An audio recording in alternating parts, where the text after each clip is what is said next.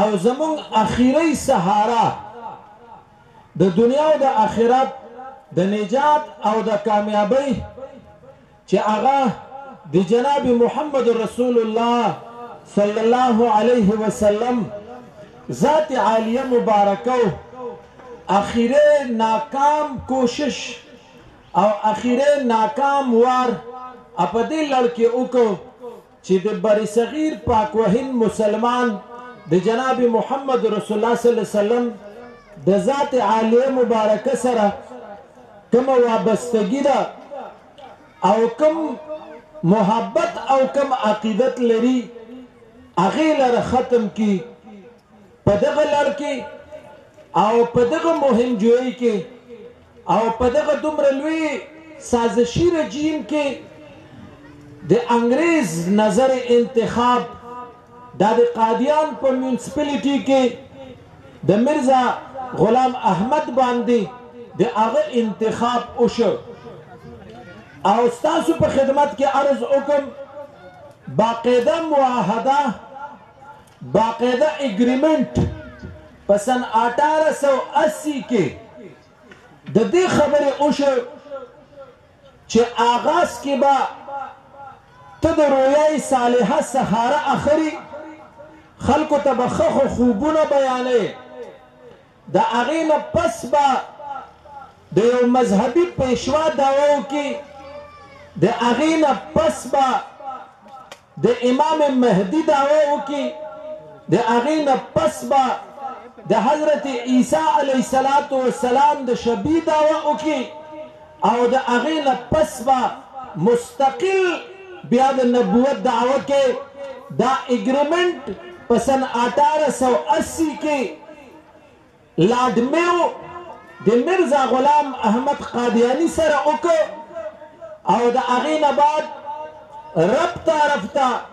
کوم میشن او پروګرام چې دته ورکړی شو په هغې باندې دی روان شو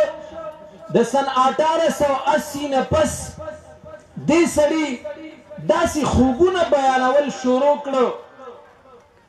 چې په ظاهر د شریعت کې او د صوفیاو په اصطلاحاتو کې هغه قابل گرفتو او بیا په سن 1891 کې علماء لودیانا چې دا په هندوستان کې ډېر مضبوط او تکړه خلکو تاسو به یو صاحب نوم اورېدلی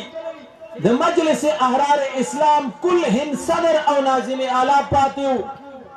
رئیس الاحرار مولانا حبیب الرحمن لودیانوی صاحب د ده نیکه چې دا ډېر مضبوط عالم او د خپل زمانې یو تکړه مفتي مفتی محمد لودیانوی رحمت الله علیه دا اولنی شخصیتو چې د قادیانی په ارتداد او په کفري نظریاتو باندې پوه شو او اولنی فتوا په سن 1891 کې مفتی محمد لودیانوی رحمت الله علیه چې دا مولانا حبیب الرحمن لودیانی رحمت الله علیه نیکو د په مرزا غلام احمد قادیانی د زنديق د مرتد او د شریعت نه د بغاوت فتوا ورکړه چې دا سره په خپل باندې د اسلام نه خارج دی د دې موجوده نظریات د موجوده افکار او د موجوده کم نهج اختیار کړي دا به د امت د تباہی ډیر لوی سبب ګرځي زما محترمو د دې نه پس بیا علماء کرام حضرات د هندوستان او خصوصا زمون اکابر علماء دیوبند په باریک بینۍ باندې د دې سړي د حرکاتو سکناتو او د افکارو په باریک بینۍ باندې د هغې مطالعه د هغې مشاهده شروع کړله حتی چې په سن 1901 کې مرزا غلام احمد قادیانی باقاعده د نبوت اعلان وکړو او بیا په سن 1908 کې دا مردار شو د دنیا نه رخصت شو زمون اکابر علماء دیوبند کې خصوصا من حیث الجماعت چې کله دا راپاڅېدل نو کافي وخت داسې و چې دوی قادیانت او د قادیانت د مذهب مطالعه د هغې مشاهده کوله مزاج زموږ د اکابرو دا په احتیاط باندې مبني دی په فتوا لګولو کې په حکم جاری کولو کې جلباس چرته اکابر علماء دیوبند دا نه دي واقع شوي لہذا کله چې د دې سړي پوره دجل او فریب مخې ته راغی او د ده د نبوت باقاعده تبلیغ شروع شو نو نورالدین بیروي چې دا په اصل کې د بیرو دا د اولنی خلیفه وګرځېد د میرزا بشیرالدین چې د میرزا غلام محمد قادیاني زوی و د هغه نه وړاندې آپس کې یو لوی اختلافي ټسل او ټکراو هم راغلی دی لیکن یاد ساتئ د دې سړي د ارتداد د دې سړي د ګمراهۍ نشاندهي زموږ اکابرو ډېره وړاندې کړې وه تاسو به زموږ د رایپور شریف د خانقاه چې د اکابر علماء دیوبند ډېره ذمهداره خانقاه ده عبدالقادر رایپوري رحمت الله علیه د په چشتیه کې صابریه کې زموږ د اکابرو مولانا قطب الاقطاب رشید احمد گنگوهی رحمت الله علیه او د حاجی امداد الله مهاجر مکی رحمت الله علیه نه سیراب دی او بیا په قادریه شریفه کې د شاه عبدالرحیم سهارنپوري رحمت الله علیه نه سیراب دی د دې سړي کله چې ملاقات د عبدالرحیم سهارنپوري رحمت الله علیه سره وشو زما مراد د نورالدین بیروي نو هغه د خپل نور بصیرت په بنیاد باندې دته وویل چې ستا په تندي کې د کفر او د ارتداد آثار موجود دي زما محترمو دا د میرزا غلام محمد قادیاني اولنی خلیفه و جانشین و د نه پس میرزا بشیرالدین چې کله کل کر انګریز سامراج خپل پوره قوت او طاقت او پیسې او دولت سره د قادیانت مذهب پشتپناهي شروع کړله نو زموږ اکابر علماء دیوبند کې خاتم المحدثین امام انور شاه کشمیری رحمت الله علیه ډېر لوی فکرمند شو سن 1927 کې میدان ته راغی او لاهور کې د هندوستان د چوټۍ د 500 علماء کرامو په موجودګۍ کې اعلان وکړ چې نن د دین بنیاد ته خطره ده موږ له د دې فتنې سدباب دپاره د یو امیر شریعت ضرورت دی نو د امیر شریعت مولانا سید عطاالله شاه بخاري رحمت الله علیه په لاس باندې بیعت وشو او دا په اول ځل اکابر علماء دیوبند من حیث الجماعت د دې فتنې د سرکوبۍ دپاره میدان ته راووته اولنی احرار تبلیغي کانفرنس سن 1929 کې قادیان کې شوی د قادیان په میونسپلټي په حدودو کې انګریز سامراج د په 144 ولګو حضرت امیر شریعت د میونسپلټي د حدود نه بار د اولنی احرار تبلیغي کانفرنس انعقاد وکړو او په دغه کانفرنس کې د محتاط اندازې مطابق د 1 لاک نه سیوا افرادو شرکت کړو 3 ورځې دا کانفرنس و 3 ورځې دا اجتماع شروع شوې وه او 3 ورځې دا چلېدلې وه د دغې اثرات دا راوتل چې ټول هندوستان ته پیغام او میسج لاړی چې قادیان کې د قادیانت په نوم باندې څه شروع دي دا زموږ د اکابرو اولنی او بنیادي آغاز و زما محترمو دا یو دردېدلی تاریخ دی زه هغې طرف ته تلل نور نه غواړم لیکن څه خبرې لازمي او ضروري دي هغه تاسو سره شیر کول غواړم د دې فتنې سرکوبي د دې فتنې نه د مسلمان ایمان بچ کولو دپاره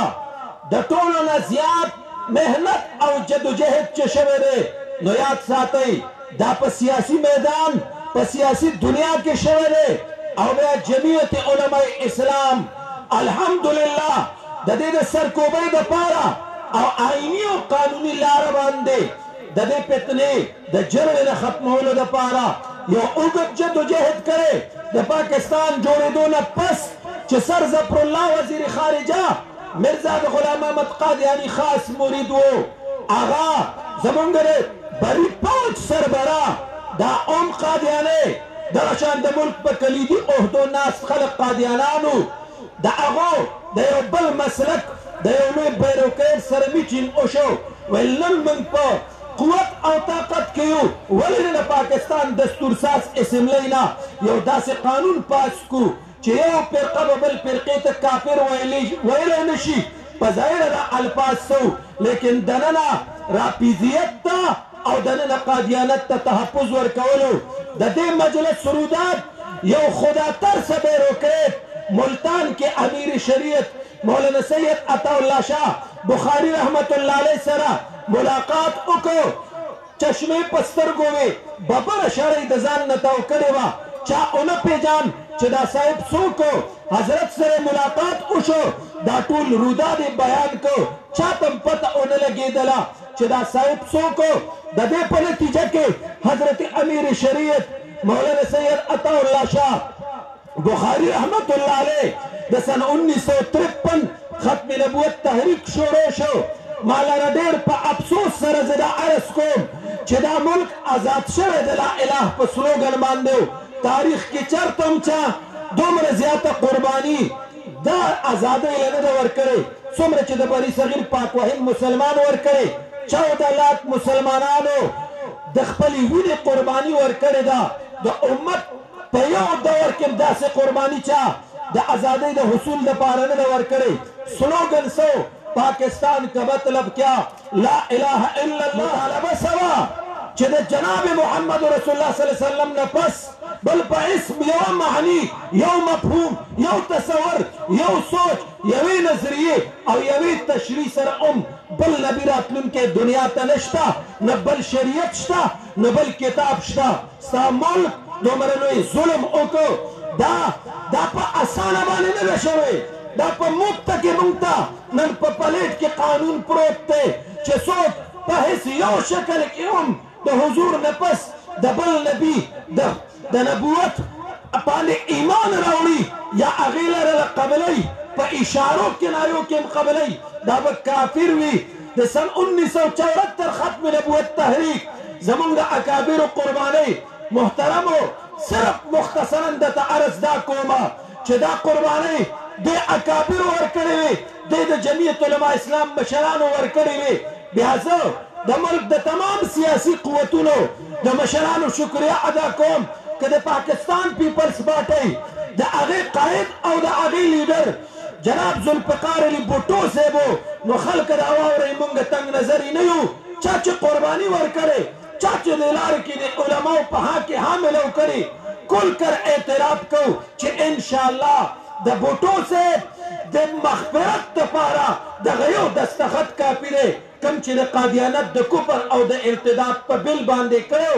بیا د خان عبدالولي خان صاحب د علماو سره کومه ملګرتیا کړې د چودھری ظهور الهي صاحب علماو سره کومه ملګرتیا کړې پروفیسر غفور احمد صاحب کم تایید کړی دی لیکن یاد ساتئ چې کله مرزا ناصر اسمبلی ته راغی سپینه ګیره سپین لباس کې ملبوس یو غټ پګړۍ وهلې د اسمبلی اراکین MNS قائد ملت مولانا مفتی محمود صاحب ته وایي حضرت ته دې سړي ته غیر مسلم او کافر وایي حضرت مفتی صاحب رحمه الله ورته وفرمیل لږ وخت صبر وکئ د کفر او د ارتداد به در باندې واضح کړم حضرت مفتی صاحب 14 ورځې پارلیمنټ کې بحث کړی او اخر کې د مرزا ناصر د خولې نه د الفاظ راووتل چې هر هغه سړی زما په نس باندې کافر دی چې څوک د مرزا غلام احمد قادیاني په نبوت باندې ایمان نه راوړي حضرت مفتی صاحب د پارلیمنټ اراکینو ته مخ راوړو چې تاسو خو د مسلمانۍ خبره کوئ د هغه عقیده دا ده چې څوک د مرزا غلام احمد قادیاني نبوت نه مني دا سړی کافر دی ستاسو څه حیثیت پاتې شو ستاسو څه حیثیت پاتې شو زما محترمو دا داسې په اسانه نه ده شوی د دلایلو او براهینو په دنیا کې زموږ اکابرو دا محنت او جدوجهد کړی دی دا مسله په سیاسي میدان حل شوی د دې چا چې حل کړی او رسا پر اسټیج موجود دي هغه جماعت نن موجود دی من بابانګېدو حل دا اعلان کو چې مسله ختم نبوت 84 سال تحریک چلیدلی د سن 1891 نه سن 1974 پورې تاسو په دې باندې غور او فکر وکړئ د لکونو مسلمانانو وینا په دې لار کې په کار راغلې عزتونه د خلکو لوټاو شوي دي جیلونو ته خلک تللی دي د خلکو جایدادونه ضبط شوي دي لیکن آخر کې دا مسله د پارلیمنت او د سیاست او د آئین د لارې حل شوې ده د دغې مجاهدې وارث جماعت جمعیت علماء اسلام نن موجود دی لہذا زه درخواست کومه چې دا جماعت دا زمونږ د اکابرو نښه ده او یاد ساتئ موږ دعوه لرو چې جمعیت علماء اسلام به اول د دې قوم د خیر دپاره د دین د حفاظت دپاره قدم چوتی ګنې د خدای په ذات مې د قسم وي په دې ګواه شئ چې جمعیت علماء اسلام به چرتم د قوم د بخیرۍ دپاره قدم پورته نه کړي لہذا د قوم نوي نسل ته درخواست کوم چې دا زما د اکابرو تاریخ و دا زما د اکابرو مشن و 84 سال تحریک چلیدلی دی د 84 سال تحریکو نه پس بیا نن من په هسکه غړۍ باندې ولاړ یو او کل کر اعلان کو چې مرزا غلام احمد قادیانی او د هغه ټول ذریت د کائنات بدترین کفر دی قانون زما ملګرتیا کوي آئین زما ملګرتیا کوي